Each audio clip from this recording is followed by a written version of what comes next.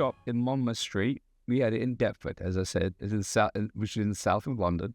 And at that time, Deptford, a lot of the local population were what people now call the Windrush generation, which I don't really like that term, but they're people who came from the Caribbean, primarily in the 50s and early 60s, to live in Britain, in London.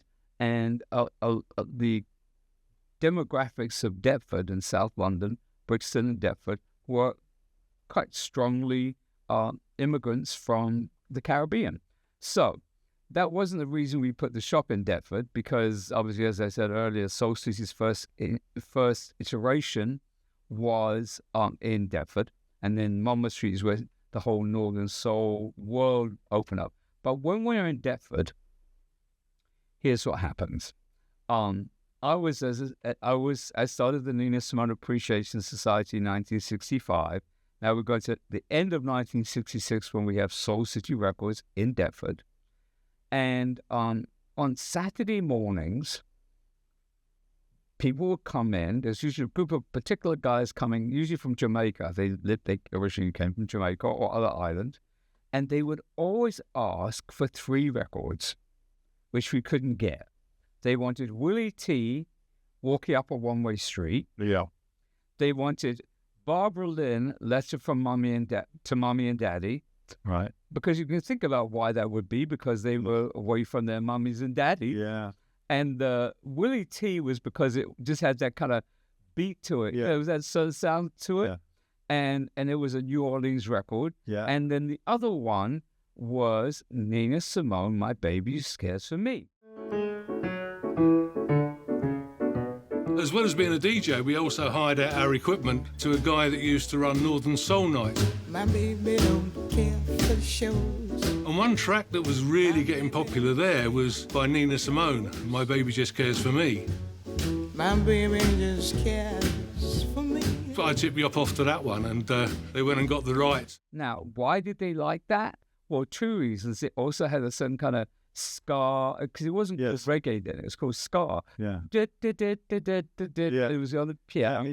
Yeah. So, here's what happens. We couldn't get them. We could never get those records because they weren't hits in America at that point. They had been minor hits. They weren't massive hits. I don't think Letter to Mommy and Daddy was a hit at all. No. But anyway, the point being, we had to tell them we can't get it. So now, fast forward to 1967. And as I said, I've been running the Nina Simone Appreciation Society, and she is going to perform at a club in Brixton called the Ram Jam. And she asked me, well, what is this club? I said, well, it's in the south of London. And I said, most of the people who go to the Ram Jam are from the Caribbean or West Indian. Oh, and he said, oh, my people. I was like, yeah, okay, totally good.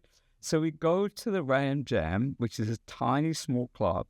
They used to have American artists on every now and again, well quite frequently, actually, when they come to visit England. And Nina's there. And, Nina at that point was doing, I Put a Spell on You and Don't Let Me Be Misunderstood. She was starting to become popular. So she's in the club, and I'm there as her fan club person. And the audience is being patient, and then at some point they start yelling, my baby just cares, my baby just cares. Nina don't know what they're talking about. She's got no clue, because she's at the piano, and she was quite, she was an artist, and she's playing, and she tells them, please stop yelling at me. I'm doing my show.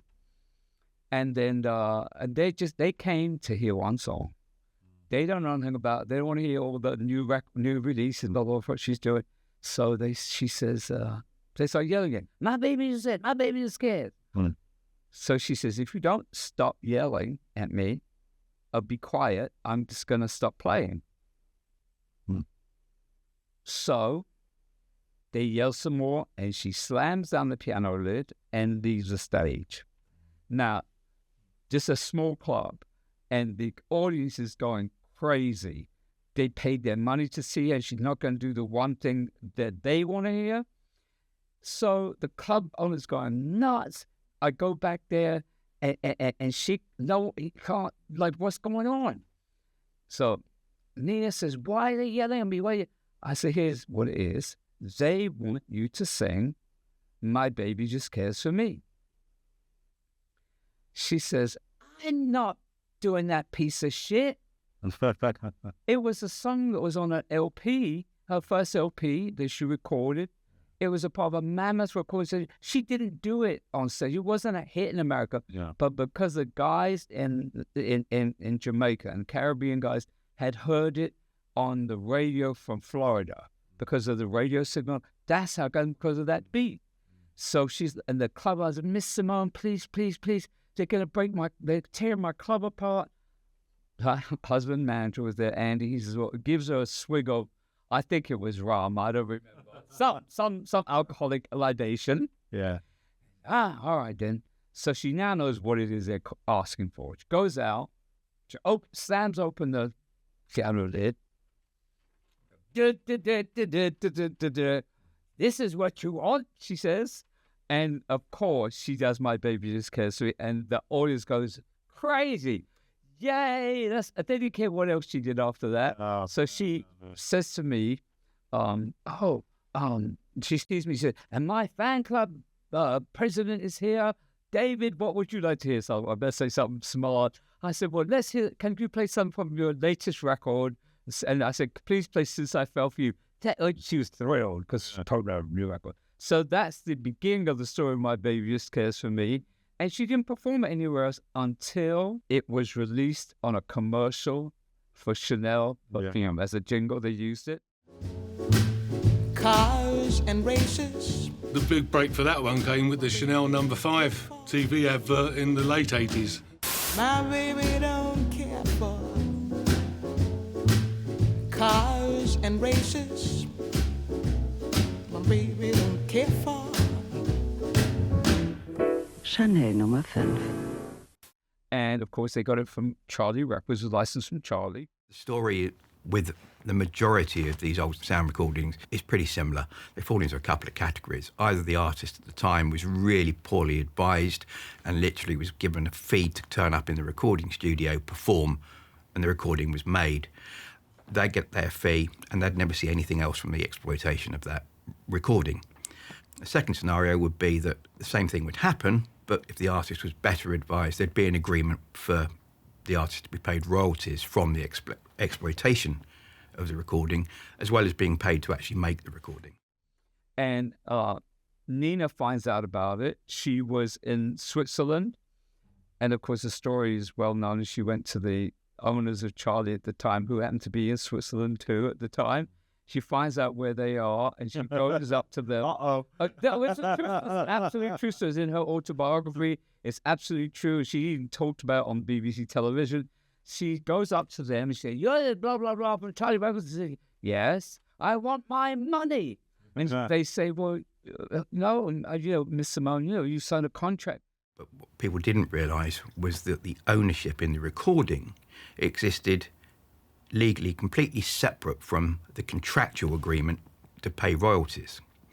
So what would often happen is the copyright of the sound recording would be sold on, but that didn't transfer the obligation to pay royalties. So 30 years later, you get a track that's a big hit, it's being used on television, and the artist, I'm not talking specifically about this, suddenly realised, well, I'm not being paid for any of this. Why is that? And understandably, they're fairly indignant. And she threatens them with a gun in the restaurant. We're not sure it was a gun or a knife, but apparently it was a gun. And she said, you don't give me my money, I will shoot you. And she didn't. They sorted her out. But the point being that My Baby Just Cares For Me, which was, she called a piece of shit originally, turned out to be one of the biggest records she ever had. From that moment, she had to do it every show she did, everywhere, and it became synonymous with her. Although it wasn't originally recorded by her, it was originally recorded by Frank Sinatra. So that's the true story of My Baby Just Cares For Me. So it's amazing how a record that someone could call a piece of you-know-what could turn into an anthem. To listen to some of the great music we've been talking about today, click the links below. If you want to buy great Northern Soul music, visit charlydirect.com.